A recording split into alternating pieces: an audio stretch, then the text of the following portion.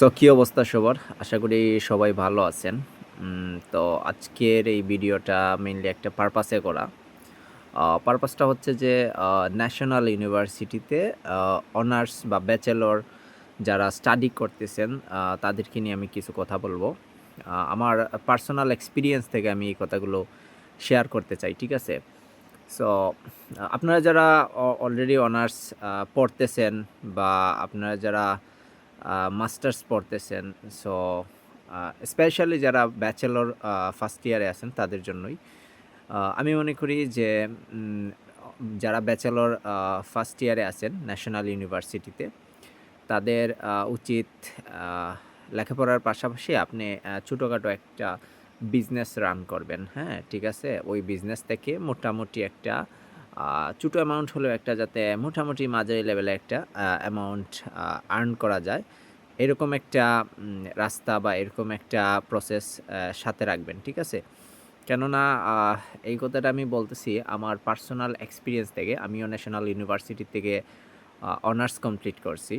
তো still now আমি আসলে কোনো ধরনের জব খুঁজে পাই নাই এখনও, বা বলতে পারেন আমি এখনও জবলেস, যেটাকে বেকার বলা যায়।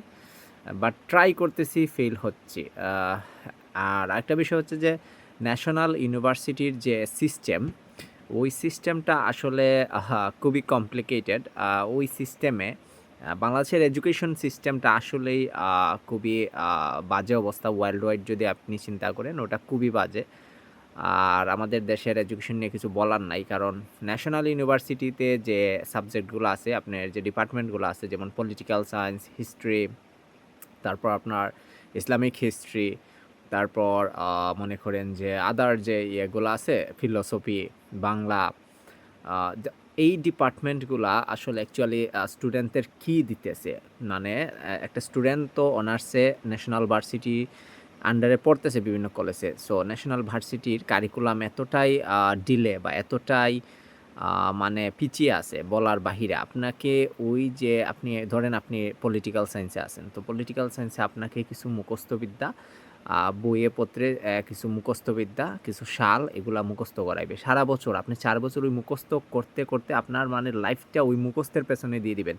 তো আপনার অ্যানালাইটিক্যাল যে থিঙ্কিং বা অ্যানালাইটিক্যাল যে স্কিল, ওইটা আর কখনো গ্রো হবে না। ওই মুখস্থবিদ্যা বা মেমোরাইজিং যে বিষয়টা, ওটা যখন একটা স্টুডেন্ট 4-5 বছর যখন কন্টিনিউ প্র্যাকটিস করতে থাকে, তখন অটোমেটিক্যালি ওই স্টুডেন্টের বা ওই ক্যান্ডিডেটের after completing his or her bachelor degree, তখন তার ক্রিটিক্যাল যে থিঙ্কিংয়ের জায়গাটা, ওইটা আসলে নষ্ট হয়ে যায়।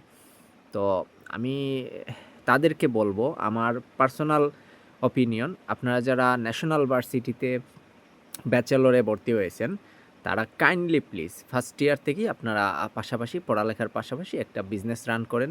কেননা ওইটা যদি না করেন, তাহলে আমার মতো এই স্টেজে এসে ব্যাচেলর কমপ্লিট করার পর এসে আফসোস করবেন, ঠিক আছে? আশা করি যদি আপনি অনার্স ফার্স্ট ইয়ার থেকেই কোনো একটা বিজনেস স্টার্ট করেন, বা টিউশনি স্টার্ট করেন, বা আপনি ব্যাচ পড়ান, আল্টিমেটলি অনার্স ন্যাশনাল ভার্সিটির থেকে অনার্স কমপ্লিট করার পর আপনাকে আর আফসোস করতে হবে না, কেননা আপনার একটা সাইড সাপোর্ট আপনি পেয়ে যাচ্ছেন।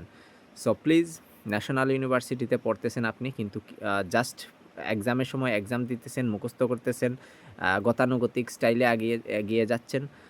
এটা কিন্তু আপনার ব্যাচেলর পরে আপনাকে সাফার করতে হবে প্রচুর, ঠিক আছে ভাই? সো আপনি যেই হন না কেন, ভাই হন আর বোনই হন, আপনার প্রতি আমার অনুরোধ, আপনি পাশাপাশি একটা কিছু করেন, আর্নিং, যেটা থেকে আর্নিং হয়, ঠিক আছে? ব্যাচেলর লাইফের শুরু থেকে এটা স্টার্ট করেন। কেননা ন্যাশনাল ইউনিভার্সিটির সিস্টেমটা এত বাজে ভাই। মানে একটা স্টুডেন্টের কেরিয়ার কীভাবে বিল্ড করবে, কী জিনিস শিখায় তারা, কারিকুলামে কী আছে, মানে শিখার মতো তো আমি দেখি না ওইখানে কিছু আছে। আপনাকে মুখস্থ কিছু গাদা গাদা বই দিয়া দিবে, ওগুলো মুখস্থ করে আপনি এক্সামে লিখে আসবেন, শেষ। এক্সামে যা লিখছেন শেষ, কিন্তু ওইটার প্র্যাকটিক্যাল ইউজটা আপনার রিয়েল লাইফে আপনি কখনো করতে পারবেন না। এই ধরনের কোনো সিস্টেম নাই। সো প্লিজ আপনারা যারা বর্তমানে রানিং স্টুডেন্ট আছেন, তারা একটা সাইড বিজনেস দিবেন। আশা করি আপনার ফিউচারে আর ফাইন্যান্সিয়াল কোনো ব্যারিয়ার থাকবে না। ভালো থাকবেন সবাই।